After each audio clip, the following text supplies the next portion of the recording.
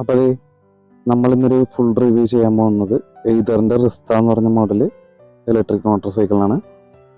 ഇതാണ് നമ്മുടെ സ്കൂട്ടർ കേട്ടോ. അപ്പോൾ ഏകദേശം നമ്മളൊരു 10-100 കിലോമീറ്റർ ഓടിയിട്ടുണ്ട്. അപ്പോൾ നിങ്ങൾക്ക് ഇവിടെ കാണാൻ പറ്റും സെഡ് ബഡ്ജിങ്. സെഡ് എന്ന് മീൻസ് അതിൻ്റെ ഹെയർ വേരിയൻ്റ് ആണ്. 3.7 kV ബാറ്ററിയാണ് നമുക്ക് ഇതിനകത്ത് വരുന്നത്. അപ്പോൾ ഈ പ്രാവശ്യം എയ്തർ ഒരു ചെറിയ മാറ്റങ്ങളൊക്കെ വരുത്തിയിട്ടുണ്ട്. ബാക്കിൽ കവറും കാര്യങ്ങളെല്ലാം കൊടുത്തിട്ടുണ്ട്, അതുകൊണ്ട് തന്നെ ചെളിയൊന്നും തെറിക്കത്തില്ല കേട്ടോ. നമ്മളെ സീറ്റ് നോക്കുവാണെങ്കിൽ നല്ല ലെങ്തി ആയിട്ടുള്ള സീറ്റാണ്. ഏകദേശം 3 പേർക്ക് സുഖമായിട്ടിരിക്കാം, അല്ലെങ്കിൽ 2 പേർക്ക് എന്തെങ്കിലും സാധനങ്ങൾ ബാഗും കാര്യങ്ങളൊക്കെ ആയിട്ട് ഇരിക്കാൻ പറ്റുന്നതാണ്. അത്രയും വലിയൊരു സീറ്റാണ്. ഇതേപോലെ ബാക്കിലൊരു നമുക്കൊരു റെസ്റ്റും കാണാം. ഇത് പില്ലിയനിലിരിക്കുന്ന ആൾക്ക് നല്ലൊരു കംഫർട്ട് ഫീൽ ചെയ്യുന്നതാണ്. പിന്നെ ഇതുപോലെ നമുക്ക് ഇതിൻ്റെ സീറ്റ് പൊക്കാനായിട്ട് ഇങ്ങനെ ഒരു ഗ്യാപ്പ് കൊടുത്തിട്ടുണ്ട്. അപ്പോൾ നമുക്കിതിൽ കൈയിട്ടിട്ട് സീറ്റ് അൺലോക്ക് ചെയ്തിട്ട് പൊക്കാവുന്നതാണ് കേട്ടോ. അപ്പോൾ ഇങ്ങനെ ഒരു ഡുവൽ ടോണിലാണ് സീറ്റ് വരുന്നത്. സംടൈംസ് ഇവിടെ മഴ പെയ്യുമ്പോഴൊക്കെ ഇതിനകത്ത് കുറച്ച് വെള്ളം ഇരിക്കാറുണ്ട്, അത് പെട്ടെന്ന് ഉണങ്ങാറില്ല. അങ്ങനെ ഒരു മിസ്റ്റേക്ക് നമ്മൾ കാണുന്നുണ്ട് കേട്ടോ. നമ്മൾ ബാക്കിൽ നിന്ന് നോക്കുമ്പോൾ ഏകദേശം കാണുന്ന ഒരു BMW ഒക്കെ ലുക്കാണ് കേട്ടോ. ഇങ്ങനെയാണ് ബാക്ക് സൈഡ് വരുന്നത്. ഇവിടെ ലേഡീസ് ഫുഡ് ഡ്രസ് കൊടുത്തിട്ടുണ്ട്. അത് നമുക്കൊരു ആക്സസറി ആയിട്ടാണ് വരുന്നത് കേട്ടോ.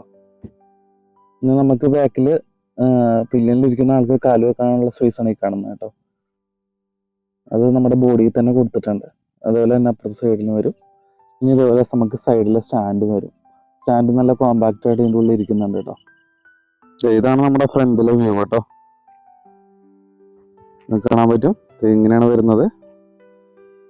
നമ്മൾ എടുത്തേക്കുന്ന കളർ ഡെക്കാൻ ഗ്രേ എന്ന് പറഞ്ഞാണ്. ഗ്ലോസി ഫിനിഷിങ്ങിൽ വരുന്ന ഒരു കളറാണ് കേട്ടോ അത്. നമുക്കിവിടെ ഡുവൽ സസ്പെൻഷനാണ് വരുന്നത് ഫ്രണ്ടിൽ. അതുപോലെ തന്നെ കുറച്ച് എക്സ്ട്രാ സെൻസേഴ്സും കാര്യങ്ങളുടെ വയറെല്ലാം കാണാൻ പറ്റുന്നുണ്ട്. ഇവിടെ നോക്കുകയാണെങ്കിൽ ടയർ പ്രഷർ എത്രയാണ് നടക്കുന്നതെന്നൊക്കെ എഴുതിയിട്ടുണ്ട്. ഫ്രണ്ടിൽ നമ്മൾ ഈ പോർഷനിൽ നോക്കുകയാണെങ്കിൽ ഇവിടെ ഒരു പിയാനോ ബ്ലാക്ക് കളറിലൊരു നല്ലൊരു ആക്സെന്റ് കൊടുത്തിട്ടുണ്ട്. അത് നല്ല ഒരു ലുക്കാണ് കേട്ടോ. അതിൽ നമുക്ക് എന്തെങ്കിലും സ്റ്റിക്കർ വർക്ക് കാര്യങ്ങളൊക്കെ ചെയ്ത് കഴിഞ്ഞാൽ നല്ല ഭംഗിയായിരിക്കും. ഇവിടെയാണ് നമുക്ക് കീയും എല്ലാ കാര്യങ്ങളെല്ലാം വരുന്നത്. കീയും സീറ്റിനും അതുപോലെ തന്നെ ഹാൻഡിൽ ലോക്ക് ചെയ്യാനൊക്കെ ഒരേ സ്ഥലത്ത് തന്നെയാണ് വരുന്നത് കേട്ടോ. നമ്മൾ നോക്കുകയാണെങ്കിൽ കീ എല്ലാം ഓൺ ഓഫ് പൊസിഷൻ വരുന്നത് ഇങ്ങനെയാണ് കേട്ടോ. ഇപ്പം നമ്മൾ കീ ഓണാക്കി വെക്കണം. ഇവിടെ തന്നെയാണ് നമുക്ക് സീറ്റ് തുറക്കാനുള്ള ഓപ്ഷൻ വരുന്നത്. ഈ സാധനത്തിൻ്റെ ക്വാളിറ്റി അത്ര നന്നായിട്ട് തോന്നിയില്ല കേട്ടോ. ഇതിങ്ങനെ ഒട്ടിച്ച് വെച്ചേക്കുന്നതായിട്ടാണ് ഇളകുന്നുണ്ട്, നിങ്ങൾക്ക് കാണാൻ പറ്റും. അതൊരു അത്ര ക്വാളിറ്റിയായിട്ട് എനിക്ക് തോന്നിയില്ല. നമ്മൾ വണ്ടി ഓണാക്കിയിട്ടുണ്ട്. അപ്പം നിങ്ങൾക്ക് ഇവിടെ കാണാൻ പറ്റും, റിസ്റ്റാന്ന് എഴുതി കാണിച്ചിട്ടുണ്ട്. അപ്പോൾ ബാക്കി സ്വിച്ചസും കാര്യങ്ങളും പരിചയപ്പെടാം. ഈ കാണുന്നത് ഫോർവേഡ് അല്ലെങ്കിൽ റിവേഴ്സ് ബട്ടണാണ്. ഇത് മോഡ് സെലക്ട് ചെയ്യാനുള്ള ബട്ടണാണ്. നമ്മൾ പ്രോ പാക്ക് എടുത്താൽ മാത്രമേ ഈ മോഡിൻ്റെ ബട്ടൺ എനേബിൾ ആവുള്ളൂ, അല്ലെങ്കിൽ ഒരൊറ്റ മോഡിൽ മാത്രം വണ്ടി ഓടിക്കേണ്ടി വരും. ഇത് സാധാരണ സ്കൂട്ടറുകൾ പോലെ തന്നെ സ്റ്റാർട്ട് ബട്ടണാണ്. ഇനി ഇപ്പുറത്തേക്ക് നോക്കുകയാണെങ്കിൽ നമ്മൾ ഫോക്കസ് ചെയ്യട്ടെ. ഈ കാണുന്നത് ലൈറ്റ് ഡിം ബ്രൈറ്റ് ബട്ടണും അതുപോലെ തന്നെ ഇത് ജോയിസ്റ്റിക്കാണ്. ഈ ഡിസ്പ്ലേയിൽ കാണുന്ന കാര്യങ്ങളെല്ലാം കൺട്രോൾ ചെയ്യാനുള്ള ഒരു ജോയിസ്റ്റിക്കാണ് ഈ കാണുന്നത്. താഴെ ഇൻഡിക്കേറ്റർ, അതിൻ്റെ ഇടയിൽ ഹോൺ. സാധാരണ നമ്മളൊരു സ്കൂട്ടറിൽ കാണുന്ന പോലെ തന്നെയാണ് ഈ കാര്യങ്ങളെല്ലാം അതിനകത്ത് വന്നേക്കുന്നത്.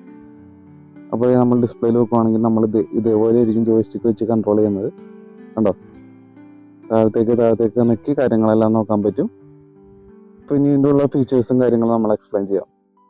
അപ്പോൾ നമ്മളിത് ഓണാക്കി ഇങ്ങനെ എടുക്കുകയാണെങ്കിൽ നിങ്ങൾക്ക് ഇവിടെ കാണാൻ പറ്റും സൈഡ് സ്റ്റാൻഡ് ഇട്ടിട്ടുണ്ട്, അതുകൊണ്ടാണ് ഇങ്ങനെ വരുന്നത്.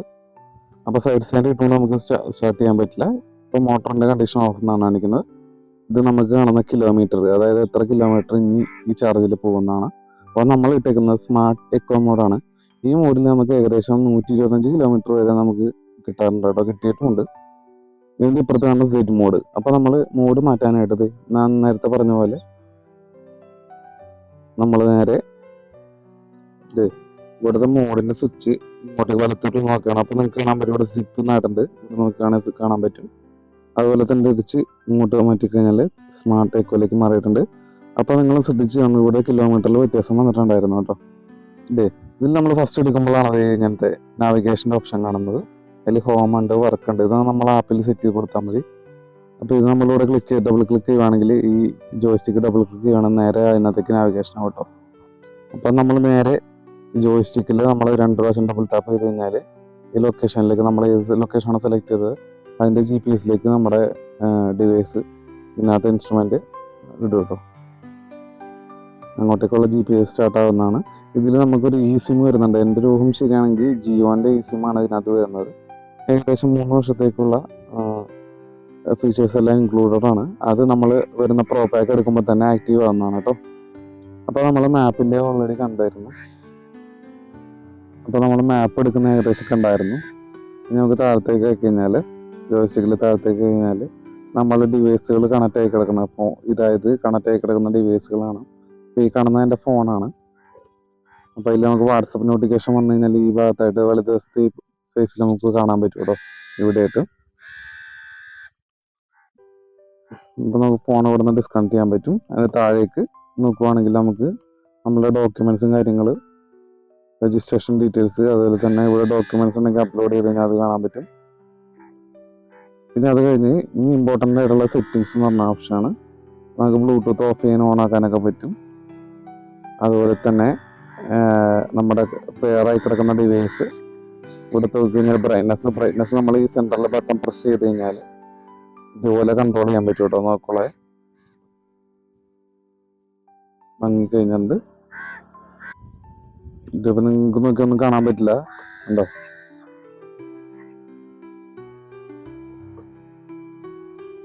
ബ്രൈറ്റ്നസ് ഇങ്ങനെ കൂട്ടിക്കൊണ്ടുവരാം. അപ്പോൾ നമുക്ക് നോക്കാം അവിടുത്തെ കോസ്റ്റിംഗ് റീജിയൻ. അത് തന്നെ റീജിയൻ്റെ ഒരു ഫോഴ്സ്ഡ് വേർഷനാണ് ഈ കാണിക്കുന്നത് കേട്ടോ, കോസ്റ്റിംഗ് റീജിയൻ എന്ന് പറഞ്ഞു കഴിഞ്ഞാൽ. അതായത് നമ്മളെ ആക്സിലറേറ്ററിൽ നിന്ന് കൈവിട്ട് കഴിഞ്ഞാൽ നമ്മളുടെ ഡിവൈസ് ചാർജ് ആവുന്നതാണ്. ഏകദേശം 80% താഴെ ചാർജ് ഉണ്ടെങ്കിൽ മാത്രമേ റീജിയൻ ആക്റ്റീവ് ആവുള്ളൂ. അപ്പം നിങ്ങൾക്ക് ഇൻഡിക്കേഷനിൽ കാണാൻ പറ്റും, റീജിയൻ്റെ ഇൻഡിക്കേഷൻ നിങ്ങൾക്ക് അറിയാൻ പറ്റും. ഒരു ചാർജിങ്, അതായത് സാധാരണ ആക്സിലേറ്റർ കൊടുക്കുമ്പോൾ നമ്മുടെ സ്പീഡിൻ്റെ ഐക്കണിൽ നിന്ന് ഇങ്ങനെ ആയിരിക്കും ഒരു ആനിമേഷൻ പോകുന്നത്. പക്ഷേ റീജിയൻ വരുമ്പോൾ ഉള്ളിലേക്ക് ചാർജ് ആവുന്ന രീതിയിലുള്ള ഇങ്ങനെ ഒരു ആനിമേഷൻ വരും. ഓക്കെ, അപ്പോൾ നമുക്ക് അടുത്ത ഓപ്ഷനിലേക്ക് പോവാം. Auto hold. ഇതേപോലെ ഒരു കയറ്റം കയറുമ്പോൾ നമ്മൾ ബ്രേക്ക് നിന്ന് കൈ വിടുവാണെങ്കിൽ ഓട്ടോമാറ്റിക്കായിട്ട് വണ്ടിയുടെ ലോക്കായിട്ട് നിൽക്കും. പക്ഷെ അത് റിലീസാണെങ്കിൽ നമ്മൾ ബ്രേക്ക് കൊടുക്കണം, അല്ലെങ്കിൽ ആക്സിലേറ്റർ കൊടുക്കണം.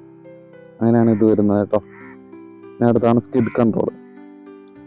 അപ്പോൾ നേരത്തെ നമ്മൾ ഫ്രണ്ട് വശം കാണിച്ചപ്പോൾ തന്നെ ഒരു അഡീഷണൽ സെൻസറിൻ്റെ വേറുണ്ടെന്ന് പറഞ്ഞു.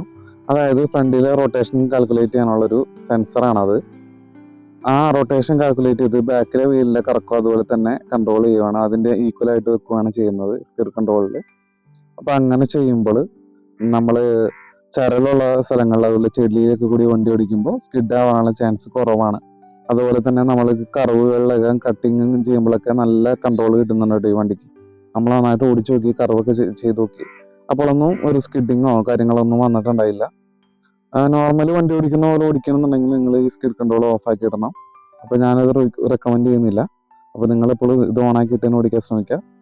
നമ്മുടെ നാട്ടിലാകുമ്പോൾ മഴയും കാര്യങ്ങളൊക്കെ എപ്പോഴും ഉള്ളതാണ് കാരണം നമുക്ക് ഇതായിരിക്കും ബെറ്റർ ഓപ്ഷൻ വരുന്നത്. ഓക്കെ, അടുത്തത് ഓട്ടോ ഇൻഡിക്കേറ്റർ. കാറിലും മറ്റു കാര്യങ്ങളിലൊക്കെ ഉണ്ട് പോലെ തന്നെ നമ്മളൊരു ടേൺ ചെയ്യുമ്പോൾ തന്നെ ഏകദേശം ഒരു 14 സെക്കൻഡ് ചെയ്യുമ്പോൾ നമ്മുടെ ഇൻഡിക്കേറ്റേഴ്സ് എല്ലാം ഓട്ടോ കട്ട് ഓഫായി പോകുന്നതാണ് കേട്ടോ. അതാണ് ഓട്ടോ ഇൻഡിക്കേറ്റർ എന്ന് പറയുന്ന സംഭവം. അടുത്തത് ഗൈഡ് മീ ഹോം ലൈറ്റ്സ്. ഇത് ഓൺ ആണെങ്കിൽ ഏകദേശം ഒരു കുറച്ച് സെക്കൻഡ്, 14 സെക്കൻഡ് 15 സെക്കൻഡ് ആണെന്ന് തോന്നുന്നു, കുറച്ച് സമയം നമ്മുടെ വണ്ടിയിലെ LED തെളിഞ്ഞുകൊണ്ടിരിക്കും കേട്ടോ. അപ്പം നമുക്ക് വണ്ടി ലോക്ക് ചെയ്ത് വെച്ച് വീട്ടിലേക്ക് കയറാനുള്ള ഒരു ഗ്യാപ്പ് കിട്ടുന്നു. അതിന് വേണ്ടിയാണ് ഈ ഓപ്ഷൻ വെച്ചേക്കുന്നത്. നല്ല ഓപ്ഷനാണ്. പിന്നെ ഒപ്റ്റിമൈസ്ഡ് ചാർജിങ്. അതായത് നമ്മൾ ചില ആൾക്കാരുണ്ട് വണ്ടി ഓവർനൈറ്റ് ചാർജ് ചെയ്യുന്ന പരിപാടിയുണ്ട്. അപ്പോൾ ഓവർനൈറ്റ് ചാർജ് ചെയ്യുമ്പോൾ ഈ ചാർജിങ് എനേബിൾ ചെയ്ത് കഴിഞ്ഞിട്ടുണ്ടെങ്കിൽ ചാർജിങ് സ്ലോ ആയിരിക്കും. അപ്പോൾ നമുക്ക് ചാർജർ വീഴേണ്ട ആവശ്യമില്ല, പതുക്കെ കയറിക്കോളൂ രാവിലെ ആകുമ്പോൾ. അങ്ങനെയാണ് ഒപ്റ്റിമൈസ്ഡ് ചാർജിങ് വർക്ക് ആവുന്നത് കേട്ടോ. അടുത്ത ഓപ്ഷനാണ് ഫാൾ സേഫ്. എന്തെങ്കിലും ആക്സിഡൻറ്റോ അല്ലെങ്കിൽ വണ്ടി വീഴുക മറ്റോ ചെയ്ത് കഴിഞ്ഞാൽ ഓട്ടോമാറ്റിക്കായിട്ട് മോട്ടർ കട്ട് ഓഫ് ആവുന്നതാണ് കേട്ടോ. ലേഡീസിനൊക്കെ ഒരുപാട് ഉപകാരപ്പെടും. അവർ വീഴുവാണെങ്കിൽ വണ്ടി പൊക്കി എടുക്കുമ്പോൾ ആക്സിലേറ്റർ ഓണായിട്ട് വേറൊരു അപകടം ഉണ്ടാവില്ല കേട്ടോ. ഇല്ലേ, ഈ കാണുന്ന ഓപ്ഷൻ എന്നുണ്ടെങ്കിൽ ഇൻകോഗ്നിറ്റോ മോഡാണ്. അതായത് നമുക്ക് അനോണിമസ് ആയിട്ട് ഈ ഡിവൈസ് ഉപയോഗിക്കാൻ പറ്റും. ആ ഓപ്ഷനാണ് ഈ കാണുന്നത് കേട്ടോ. പിന്നീട് ഇതിൽ ഷട്ട് ഡൗൺ എന്ന് പറഞ്ഞൊരു മോഡാണ്. നിങ്ങൾക്ക് ഷട്ട് ഡൗൺ എന്താണെന്ന് വെച്ച് കഴിഞ്ഞാൽ നമുക്ക് ഇപ്പോൾ കുറച്ച് ദിവസത്തേക്ക് പോകണം, ഇപ്പോൾ വണ്ടിയിൽ ഇപ്പം നല്ല ചാർജ് ഉണ്ട്, അപ്പോൾ നിങ്ങൾ ഏത് കണ്ടീഷനിലാണോ ഷട്ട് ഡൗൺ ചെയ്തത് ആ ചാർജിന് ഇടാവും നിങ്ങൾ തിരിച്ചു വരുമ്പോൾ. അപ്പോൾ നിങ്ങൾ കുറച്ച് ദിവസത്തേക്ക് വല്ല ട്രിപ്പൊക്കെ പോവുകയാണെങ്കിൽ ഇതുപോലെ ഷട്ട് ഡൗൺ ചെയ്ത് വെക്കാം. ഇതിൽ ഷട്ട് ഡൗൺ വെച്ചതിന് ശേഷം കീ ടോപ്പ് ചെയ്ത് കഴിഞ്ഞാൽ നമ്മുടെ ഡിവൈസ് ഷട്ട് ഡൗൺ ആവുന്നതാണ് കേട്ടോ. ഓക്കെ, അപ്പോൾ എല്ലാ ഓപ്ഷൻസും നമ്മൾ എക്സ്പ്ലെയിൻ ചെയ്തിട്ടുണ്ട്. ഇനി ഇതിൻ്റെ ക്വാളിറ്റീസും കാര്യങ്ങളെല്ലാം നമുക്ക് എക്സ്പ്ലെയിൻ ചെയ്യാം. LED ലാമ്പ് ഇങ്ങനെയാണ് വരുന്നത്. അത്യാവശ്യം കുഴപ്പമില്ലാത്ത വിസിബിലിറ്റി നമുക്കുണ്ട്. പക്ഷേ ദൂരേക്കുള്ള കാര്യങ്ങളൊന്നും നമുക്ക് വ്യക്തമായിട്ട് കാണാൻ പറ്റില്ല ഈ ലൈറ്റിൽ. അതൊരു പ്രശ്നമാണ്. ഒരു ഹുക്ക് വരുന്നുണ്ട്, ഉണ്ടോ? ഇവിടെയാണ് നമുക്ക് ചാർജിങ് സോക്കറ്റ് വരുന്നത്.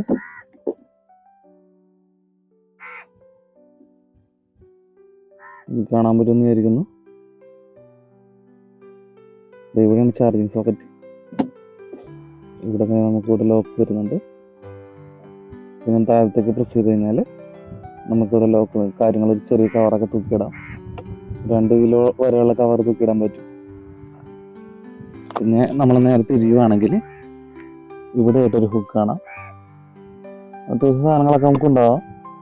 ഇനിയാണ് നമ്മൾ സീറ്റ് തുറക്കാൻ പോകുന്നത്. സീറ്റ് തുറക്കാനായിട്ട് നമ്മൾ ഇവിടെ നോക്കിക്കഴിഞ്ഞാൽ നിങ്ങളിപ്പോൾ ഒച്ചയായിട്ട് കാണാം. ഇതേ അപ്പോൾ നമ്മൾ സീറ്റ് തുറന്നിട്ടുണ്ട്. ഈ ഫ്രണ്ടിലെ പോർഷനിൽ നമ്മൾക്ക് മെഡിക്കൽ കിറ്റ്, അത്യാവശ്യം വണ്ടി കൊടുക്കാനുള്ള ചെറിയ തുണി ഞാൻ വെച്ചിട്ടുണ്ട്. അത്യാവശ്യം നല്ല സ്പേസ് ഉണ്ട്. നമുക്ക് ഒരു ഹെൽമെറ്റും കൂടി ക്യാരി ചെയ്യാൻ പറ്റും. ഇത് കുറച്ച് ഓയിലും പഞ്ചർ കിറ്റും കാര്യങ്ങളൊക്കെ കേട്ടോ. അപ്പോൾ അത് സ്പേസ് നല്ല സ്പേസ് ഉണ്ട്. അപ്പോൾ ഇങ്ങനെ സ്പേഷ്യസ് ആയിട്ടുള്ള ഒരു സ്കൂട്ടറാണ് നിങ്ങൾ നോക്കുന്നെങ്കിൽ ഇത് റിസ്ത നിങ്ങൾക്ക് നല്ലൊരു ഓപ്ഷനാണ് വരുന്നത് കേട്ടോ. നമ്മൾ 739 കിലോമീറ്ററോളം ഓടിയിട്ടുണ്ട് കേട്ടോ. ഇതിനകത്ത് ലൈറ്റുകളെല്ലാം നമുക്ക് LED ആണ് വരുന്നത് കേട്ടോ. ഇൻഡിക്കേറ്റേഴ്സ് ആയാലും അതുപോലെ തന്നെ ബ്രേക്ക് ലൈറ്റ് ആയാലും ഫ്രണ്ടിലെ റണ്ണിങ് ലൈറ്റ്സ് ആയാലും എല്ലാം നമുക്ക് വരുന്നത് LED ആണ്. അപ്പോൾ ഇതിൻ്റെ ടയേഴ്സും കാര്യങ്ങളെല്ലാം വരുന്നത് 100/80 12 ഇഞ്ചിൻ്റെ വീൽസാണ് ഫ്രണ്ടിലും ബാക്കും വരുന്നത്. ഡിഫോൾട്ട് ആയിട്ട് ഇതിൽ കിടക്കുന്നത് MRFൻ്റെ സാപ്പർ എന്ന് പറഞ്ഞ മോഡൽ ടയറാണ് കേട്ടോ. അത്ര ക്വാളിറ്റി ആയിട്ട് എനിക്ക് തോന്നിയില്ല. പിന്നെ നിങ്ങൾ നോക്കുവാണെങ്കിൽ ഇവിടെ ബാക്കിലെ ടയർ പ്രഷർ 32 PSI ആണെന്ന് എഴുതിയിട്ടുണ്ട്. നമുക്കിവിടെ കാണാൻ പറ്റും. ടയറിൻ്റെ ഇവിടെ എഴുതിയിട്ടുണ്ട്. നോസിലും കാര്യങ്ങളെല്ലാം അത്യാവശ്യം ക്വാളിറ്റി ഉള്ളതാണ് കേട്ടോ.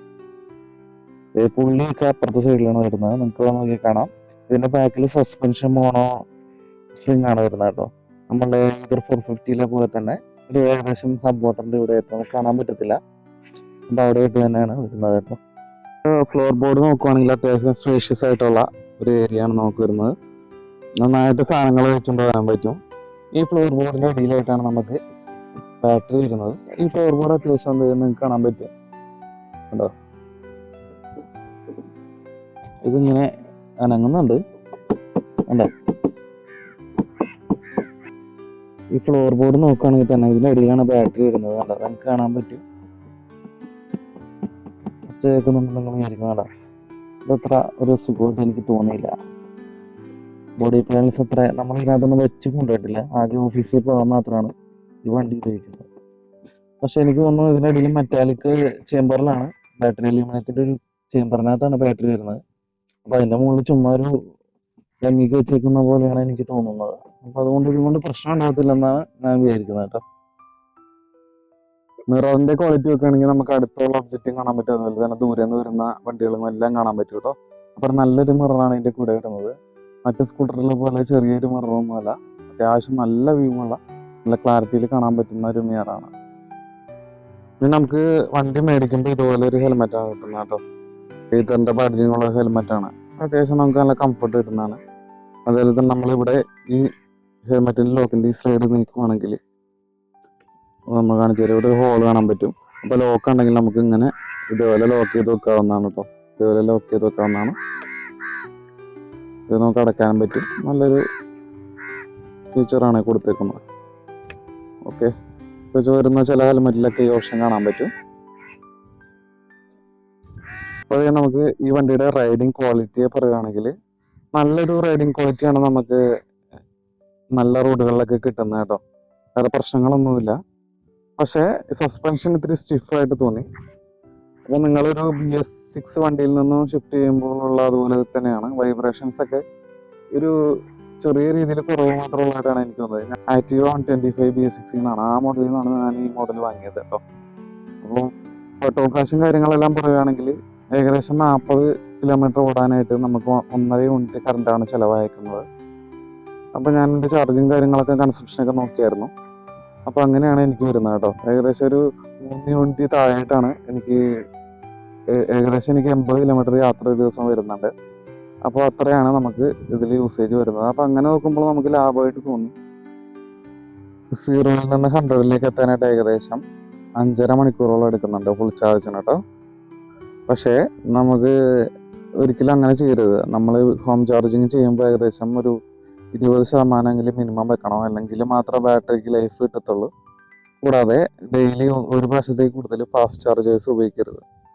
അപ്പോൾ ഈ മോഡലിൽ നമുക്ക് കിട്ടുന്നത് അത്യാവശ്യം ഫാസ്റ്റ് ആയിട്ടുള്ള ചാർജറാണ്. ഈതർ ഗ്രിഡിൻ്റെ അത്രയും ഉണ്ടാവില്ല. 750 വാട്ടിൻ്റെ ചാർജറാണ് നമുക്ക് സെറ്റ് മോഡലിൽ കൊടുത്ത് കിട്ടുന്നത്.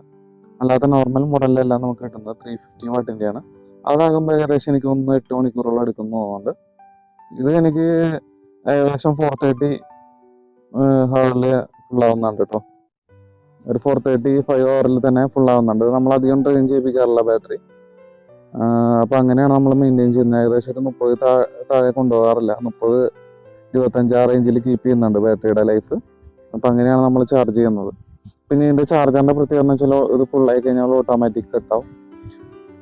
2000 സൈക്കിൾസ് ഉള്ളൊരു ലിഥിയം ബാറ്ററിയാണ് കൂടെ വരുന്നതായിട്ട്. ഇതിൻ്റെ കൂടെ ഡെൻസിറ്റി ഇത്തിരി കുറവായിരിക്കും. ഓലയുടെ അത്രയും ഡെൻസിറ്റി ഇല്ല. പക്ഷേ ഡെൻസിറ്റിയുടെ പ്രശ്നം വരുന്നതുകൊണ്ടാണ് ഓലയുടെ വണ്ടികൾ മിക്കതും കത്ത് പിടിക്കാനുള്ള കാരണം വരുന്നത്. അതിൻ്റെ ബാറ്ററിയുടെ ലിഥിയം അയൺ ബാറ്ററിക്ക് ഡെൻസിറ്റി കൂടുതലാണ്. അപ്പോൾ അതിൻ്റെ കാര്യങ്ങളെല്ലാം നമ്മൾ താഴെ ഇട്ടേക്കാം, ഒന്ന് നോക്കോളൂ. അപ്പോൾ അങ്ങനെയാണ് വരുന്നത്. അപ്പോൾ നമുക്ക് ഇനി കീ കാണിച്ചു തരാം കേട്ടോ. നിങ്ങൾക്ക് കാണാൻ പറ്റുന്നിരിക്കുന്നത് കണ്ടോ, ലെതറിൻ്റെ ഒരു ബാഡ്ജിങ്ങുള്ളൊരു ലെതറിൻ്റെ ഒരു സ്ട്രാപ്പ് വരുന്നുണ്ട് അതിൻ്റെ കൂടെ. ഞാൻ അതിൻ്റെ കൂടെ 2 കീ ഉണ്ടാവും, നമ്മളിപ്പോൾ ഒരെണ്ണം എടുത്ത് വെച്ചേക്കുന്നതാണ്. അത് ഇങ്ങനെ കീയാണ് നമുക്ക് വരുന്നത് കേട്ടോ.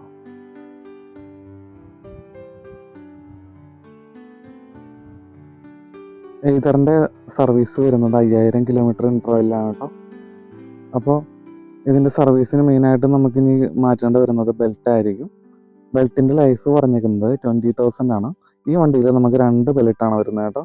അതിൻ്റെ കാരണം എന്താണെന്ന് വെച്ച് കഴിഞ്ഞാൽ നമുക്ക് നല്ല ടോർക്ക്, അതായത് നമുക്കൊരു കയറ്റമൊക്കെ ലോഡ് വെച്ച് കയറുമ്പോൾ നന്നായിട്ട് കയറിപ്പോകാൻ വേണ്ടിയാണ് നമുക്ക് 2 ബെൽറ്റ് ഇതിനകത്ത് ഈതർ യൂസ് ചെയ്തേക്കുന്നത്. അപ്പോൾ അതുപോലെ തന്നെ ആ ബെൽറ്റ് യൂസ് ചെയ്യുന്നത് കാരണം നമുക്കൊരു എയ്റോപ്ലെയിൻ്റെ എഫക്റ്റാണ് നമുക്ക് ഈ വണ്ടി ഓടിക്കുമ്പോൾ ഉണ്ടാകുന്നത്. 450-നേക്കാൾ ഇച്ചിരി കൂടി ഒച്ച കൂടിയിട്ടുണ്ട്, പക്ഷെ നമുക്ക് നല്ലൊരു ഫീലാണ്. ആ ഒച്ച ഉള്ളത് കൊണ്ട് തന്നെ മറ്റുള്ളവർക്ക് നമുക്ക് അറിയാൻ പറ്റും ഒരു വണ്ടി വരുന്നുണ്ടെന്ന്. വേറെ സ്പീക്കർ വെച്ച് ഒച്ച ഉണ്ടാക്കേണ്ട ആവശ്യമില്ല ഓലേനെ പോലെ. പിന്നെ അഡീഷണൽ ആയിട്ട് ഇതിനകത്ത് സ്പീക്കറും കാര്യങ്ങളൊന്നും ഇല്ല കേട്ടോ. അതൊരു കുറവായിട്ട് എനിക്ക് തോന്നിയില്ല. കാരണം വെച്ചാൽ നമ്മൾ പാട്ട് കേൾക്കാനല്ലല്ലോ വണ്ടി ഓടിക്കുന്നത്. നമ്മളുടെ പർപ്പസ് എന്താണെന്ന് വെച്ച് കഴിഞ്ഞാൽ ഉള്ള അത്യാവശ്യം എല്ലാ ഫീച്ചേഴ്സും ഉണ്ട്. നമുക്ക് കോൾ വരുന്നതെല്ലാം കാണാനൊക്കെ പേരെല്ലാം എഴുതി കാണിക്കും, ആരാ വിളിക്കുന്നതൊക്കെ. ജോയ്സ്റ്റിക്ക് വെച്ച് നമുക്ക് അറ്റൻഡ് ചെയ്യാനും അതുപോലെ തന്നെ പാട്ട് മാറ്റാനെല്ലാം പറ്റും. അപ്പോൾ അത്യാവശ്യം വേണ്ട ഫീച്ചേഴ്സ് എല്ലാം നമുക്ക് ഇതിനകത്ത് ഇൻക്ലൂഡ് ചെയ്തിട്ടുണ്ട്. സ്മാർട്ടായിട്ടുള്ള ഫീച്ചേഴ്സാണ്. അതുപോലെ തന്നെ നമുക്ക് വണ്ടി വീണ് കഴിഞ്ഞാൽ നമുക്ക് നോട്ടിഫിക്കേഷൻസ് ഒക്കെ ഇതിൻ്റെ ആപ്പിന് വരും. അതുപോലെ തന്നെ ആരെങ്കിലും എടുത്തു കഴിഞ്ഞാൽ മൂവ്മെൻ്റ് ഒക്കെ ഡിറ്റക്ട് ചെയ്ത് കഴിഞ്ഞാൽ നമുക്ക് അറിയാൻ പറ്റും കേട്ടോ. ഇപ്പോൾ പിങ്മൈ സ്കൂട്ടറിൻ്റെ ഒരു ഫീച്ചർ വന്നിട്ടുണ്ട്, നമുക്ക് കിട്ടിയിട്ടില്ല. അത് പുതിയൊരു അപ്ഡേറ്റിൽ നമ്മൾ ചെറിയ ഷോർട്ട് വീഡിയോ ഒക്കെ ഇടാവുന്നതാണ് കേട്ടോ. ഇതിൻ്റെ പോരായ്മയായിട്ട് തോന്നിയെന്ന് വെച്ചാൽ ഇതിൻ്റെ സെൻട്രൽ സ്റ്റാൻഡ് ഇല്ല കേട്ടോ. സെൻട്രൽ സ്റ്റാൻഡ് ഇല്ലാത്തത് ഒരു ചെറിയൊരു പ്രശ്നമായിട്ട് എനിക്ക് തോന്നി. അപ്പോൾ അതാണ് ഇതിനകത്തൊരു ചെറിയൊരു ഡിഫക്റ്റ് എന്ന് പറയാനുള്ളത്. ഇതിൻ്റെ ബ്രേക്കും കാര്യങ്ങളെല്ലാം വലിയ ഒത്തിരി നമുക്ക് സ്മൂത്ത് ബ്രേക്കിംഗ് ആണ് വരുന്നത് കേട്ടോ. ഫ്രണ്ടിൽ ഡിസ്കും ബാക്കിൽ ഡ്രമ്മും ആണ് വരുന്നത്. അപ്പോൾ എനിക്ക് തോന്നുന്നു നമ്മൾ റീജിയൻ ഉപയോഗിക്കുന്ന കാരണം അധികം നേരം നമുക്ക് ബ്രേക്ക് യൂസ് ചെയ്യേണ്ട ആവശ്യം വരുന്നില്ല. നേരത്തെ നമ്മൾ കാണിച്ച ഫീച്ചർ മാജിക് ട്വിസ്റ്റ്, അതായത് ആക്സിലേറ്റർ നമ്മൾ ഓപ്പോസിറ്റ് ചെയ്തിരിക്കുകയാണെങ്കിൽ നമുക്ക് വണ്ടി സ്ലോ ഡൗൺ ചെയ്യാൻ പറ്റും ഒരു ഇതൊക്കെ. പക്ഷേ എമർജൻസി കേസുകളിൽ ഈ സ്ലോ ഡൗൺ ചെയ്യാനായിട്ട് ട്വിസ്റ്റ് ഉപയോഗിക്കരുത്, നമ്മൾ ബ്രേക്ക് തന്നെ ഉപയോഗിക്കണം കേട്ടോ. അപ്പോൾ ഇങ്ങനെയാണ് വരുന്നത്. ഈ ഡിസ്പ്ലേയുടെ ബ്രൈറ്റ്നസ് കൂട്ടുമ്പോൾ അത്യാവശ്യം ഹീറ്റ് ആവുന്നുണ്ട്. പിന്നെ ചൂടത്ത് വെക്കരുത്, നമ്മൾ ബാറ്ററിയുടെ വണ്ടിയാണ്, ബാറ്ററി ഡ്രെയിൻ ആവാനുള്ള ഒരു ചാൻസ് ഉണ്ട്. അപ്പോൾ നമ്മൾ ഷൂട്ടിന് വന്ന കാരണം മാത്രമാണ് വെല്ലത്ത് വെച്ചേക്കുന്നത്. നമ്മളെപ്പോഴും ബാറ്ററി വണ്ടികൾ കൂടുതലായിട്ട് നമ്മൾ ഒരു തണലത്ത് പാർക്ക് ചെയ്യാം. അപ്പോൾ അങ്ങനെ വെച്ച് കഴിഞ്ഞാൽ ഹീറ്റിങ്ങും കുറയ്ക്കാൻ പറ്റും, അതായത് ഈ ബാറ്ററിയുടെ ഏജിങ്ങും കുറയ്ക്കാൻ പറ്റും കേട്ടോ. ഒരുവിധം പ്രശ്നങ്ങളെല്ലാം നമ്മളങ്ങനെ ശ്രദ്ധിച്ചു കഴിഞ്ഞാൽ മാറ്റിയെടുക്കാവുന്നതാണ് ബാറ്ററി വണ്ടികളിലെല്ലാം. അപ്പോൾ നിങ്ങൾ ശ്രദ്ധിക്കുക. അപ്പോൾ നമ്മുടെ വീഡിയോ ഇഷ്ടപ്പെട്ടാൽ ലൈക്ക് ചെയ്യുക, സബ്സ്ക്രൈബ് ചെയ്യുക. നമ്മളൊരു ഫുൾ ഡീറ്റെയിൽ വീഡിയോ ഇട്ടേക്കുന്നത് കേട്ടോ. അപ്പോൾ ഇത് ഒരുപാട് പേർക്ക് യൂസ്ഫുൾ ആവുമെന്നറിയാം. ഞാൻ എൻ്റെ ഒരു കണക്ക് പറയാം. എനിക്ക് 40 കിലോമീറ്ററാണ് ഒരു ദിവസം സഞ്ചരിക്കേണ്ടത് വൺ സൈഡ്. അങ്ങനെ ടോട്ടൽ 80 കിലോമീറ്റർ വരും. അപ്പോൾ എനിക്ക് ഈ കൺസെഷൻ വരുന്നത് 2.5 യൂണിറ്റ്സ് ആണ് വൺ ടൈം ഇത് ചാർജ് ചെയ്യാനായിട്ട് വരുന്നത്. അപ്പ് ആൻഡ് ഡൗൺ പോയി വരുമ്പോൾ ചാർജ് ചെയ്യാനായിട്ട് അത്ര ആവുന്നുണ്ട്. ബാക്കി വേറെ ആവശ്യങ്ങൾക്കെല്ലാം ഞാൻ ഈ വണ്ടി എടുക്കാറില്ല. അപ്പോൾ എനിക്ക് എക്സ്പെൻസ് വരുന്നത് ഒരു വർഷത്തേക്ക് 6000 സംതിങ് രൂപയാണ് എക്സ്പെൻസ് വരുന്നത് കേട്ടോ. അതായത് ഞാൻ എൻ്റെ പെട്രോൾ സ്കൂട്ടർ ഉപയോഗിച്ചിരുന്നപ്പോൾ എനിക്ക് ഏകദേശം 300 രൂപയ്ക്ക് ഒരു ദിവസം അടിക്കണമായിരുന്നു അപ്പ് ആൻഡ് ഡൗൺ. എറണാകുളം ജില്ലയിലാണ് ഞാൻ താമസിക്കുന്നത്. അപ്പോൾ ഇവിടുത്തെ ട്രാഫിക്കും ബ്ലോക്കും കാര്യങ്ങളെല്ലാം കഴിഞ്ഞ് നമുക്ക് ഏകദേശം 300 രൂപ, 290 രൂപ, 300 രൂപ സംതിങ് റേഞ്ചിലൊക്കെയാണ് പെട്രോൾ അടിക്കേണ്ടി വരുന്നത് നമുക്ക്. പക്ഷേ അപ്പോൾ ഈ വണ്ടി വരുമ്പോൾ നമുക്ക് ഉള്ള ചേഞ്ച് എന്താണെന്ന് വെച്ച് കഴിഞ്ഞാൽ